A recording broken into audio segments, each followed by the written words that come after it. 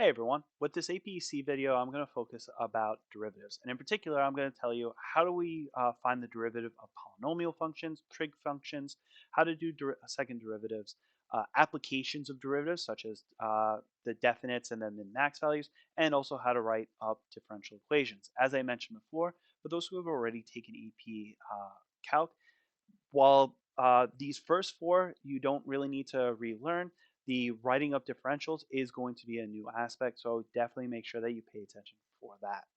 Now, what are the types of equations that we need to do derivatives for? As we mentioned, we have to be able to do for polynomials and trig functions. As a refresher, polynomials are equations that are written with this format of something times x to some power plus something to x to some power, so on and so on. On the other hand, trig functions are things like sine and cosine.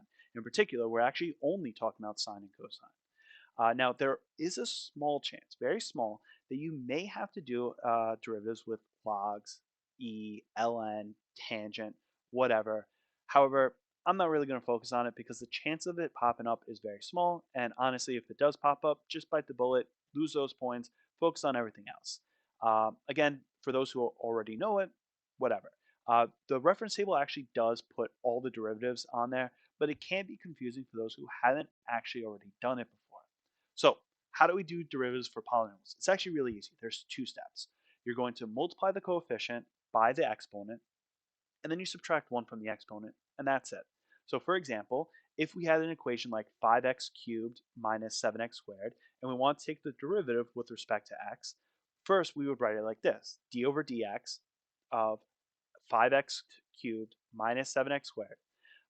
What we're going to do is we're going to take these exponents, 3 and 2, and multiply their coefficients. So 5 is going to be multiplied by 3, 7 is going to be multiplied by 2, as we see here. And then what I'm going to do is subtract the 1 from both those exponents after they get multiplied. So we get 5 times 3, which is 15. 3 minus 1 equals 2. And so far, and for the next part, it's 7 times 2 is 14, and 2 minus 1 is 1. So I end up getting that the derivative of this expression is 15x squared minus 14x1. Notice how the size, the power of that big x, the main x, always goes down by 1 every time you do a derivative of a polynomial. And that's it. That's all you have to do when you take the derivative of a polynomial. Now let's see a different case. Let's say we had a scenario like this, where we had 4x plus 7, oh, 2x squared minus 4x plus 7. Well, this one's easy enough. We take the 2, multiply the coefficient to get 4. We subtract 1 from this exponent. What about this? Well, remember that there is that hidden 1 exponent. So the 4 gets multiplied by the exponent of 1, and then we subtract 1 from that to get 0. But what about this? There is no exponent. Well, yes, there is. Technically, this could be written as 7x to the 0 power. Because anything raised to the 0 power is 1, so x to the 0 is 1, so it ends up being the same thing. So that power of 0 gets multiplied by 7, and it basically drops out. So what we end up with, the derivative of this function is now going to be 4x to the minus 4, and then there's nothing here. So this is actually one very important thing to note and keep in mind is that whenever you take the derivative of a constant term like 7, 5, whatever, just a number, there's no x term, it always ends up being equal to 0. This is actually another reason why this notation is so important is because later on, not in this course at all, but in later on in calculus and physics, you will come across equations that have multiple variables. So this is telling you which variable is an actual variable as opposed to something else. So if this had another variable like b next to it, you would still consider it a constant if you're taking the derivative with respect to x. All right. Now, how do you find derivatives of trig functions? I apologize if the bottom part gets cut off, but the way that we find the derivatives of trig functions is pretty much, it's a little bit more complicated, but at the same time not. Once you get the handle of it, it becomes pretty straightforward. So first what you have to do is multiply the coefficient by the derivative of the inner part. So for example, let's say we had this as our function, 4 sine 2x. 2x is inside the sine term. What we would have to do is take this, find the derivative of this, and then multiply the coefficient. Well, the derivative of 2x, as we just saw before, is just 2. Now, the reason why I said that this is, can be a little bit tricky, because I know that sounds weird, but the one thing to point out is that the inner part of the sine term should almost always be like something like this: 2x, 3x, 7x, basically a number and x, and that's it.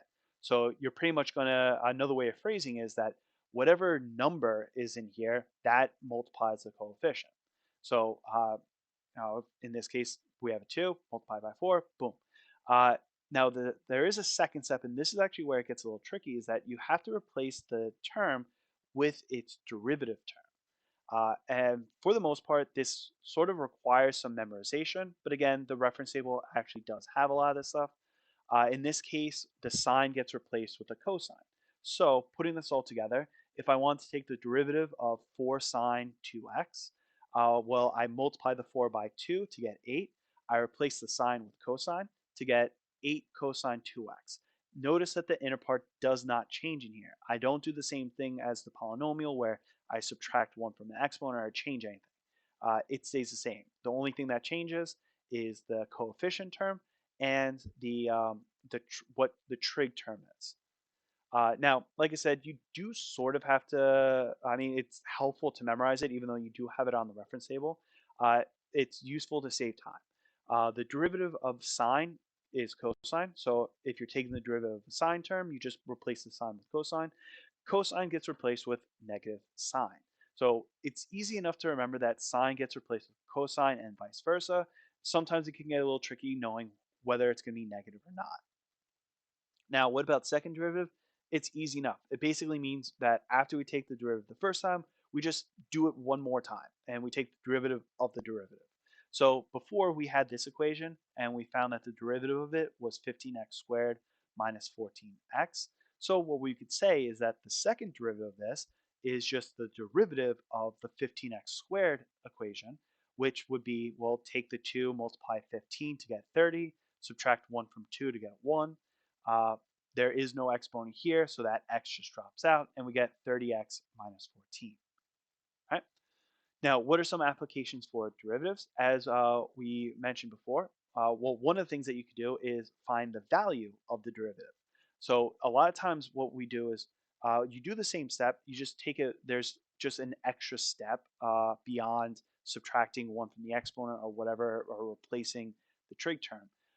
For example, if you want to find the derivative at some point, like basically what the slope of the line is at a certain point, what you would do is just plug in what the value is for whatever term you're using. So for example, if I want to find the acceleration at 2 seconds, let's say, and this was my equation, and I had to take the derivative, I would take the derivative. I get 19t squared plus 12t. So far, so good. And then I would just plug in 2 for t squared, or for t and t squared, and I'd end up with 60. And that's it. So I'd end up with a numerical value at the very end. Now, the other application is doing min and max. As I mentioned before, I mentioned this in the previous video, that this is just done by setting the equation equal to 0. So what you can then do is, again, once you get to that equation, you set it equal to 0, and then you just solve for t, divide both sides by t, get 9t equals negative 12, and we get that t equals negative 1.33 seconds. So this would tell me that at this moment in time, this graph either hits a minimum value or a maximum value. Now, unfortunately, without doing some little bit of extra work, I can't figure out exactly what it is. Oh, it could also be neither, but that's neither here nor there. The one way that you could do this is by actually finding the second derivative.